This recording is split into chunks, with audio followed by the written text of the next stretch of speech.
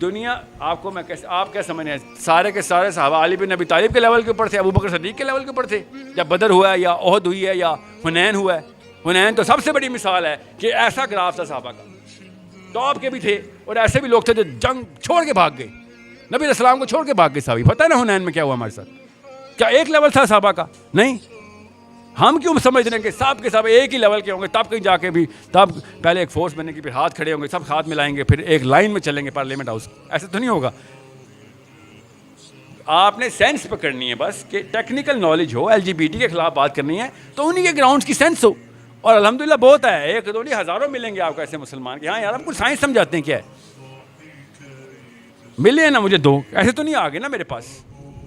Lawyer تھا, doctor تھا, سمجھا دیا مجھ سے میری اوپینین مانگی, بھائی ڈاکٹر آپ ہیں, آپ بتائیں ڈسفوریا کیا ہوتا ہے. میں تو آپ کو نیورو کیمسٹری سمجھاؤں گا, آپ مجھے بتائیں گے بیسک جینیٹیلیا کہاں پہ کنفیوژن میں آ جاتا ہے کہ جب آپ کسی کو LGBT ڈکلیئر کر دیتے. نادرا نے تو خیر اس بارے میں بات ہی نہیں کی نا, انہوں نے کہا آپ کی بات سر آنکھوں پر, آپ عورت ہیں تو آج عورت ہیں, یہ لے عورت ہیں جائیں. یہ کوئی جینڈر ڈسفوریا ہے؟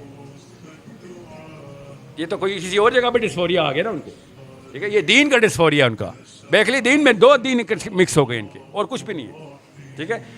سب سے پہلے اس ٹیکنیکلٹی کو سمجھنے کی سکت رکھے, ورنہ تو پتہ نہیں چلے گا. میں آپ کو راکٹ سائنس کی کوشچن سناتا ہوں آج, بولوں گا صحیح ہے, آپ کہیں گے صحیح ہے, سمجھ ہی نہیں آئی.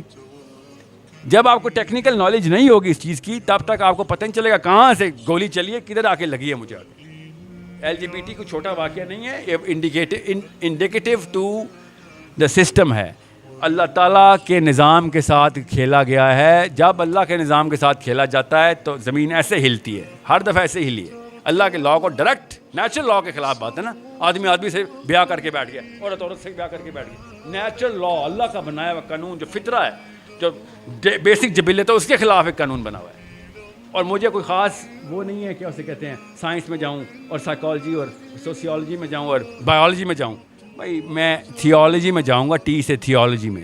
اللہ کے دین کے خلاف کوئی بات کی آپ نے, نیا سسٹم بنا رہے ہو, شاباش آ جاؤ.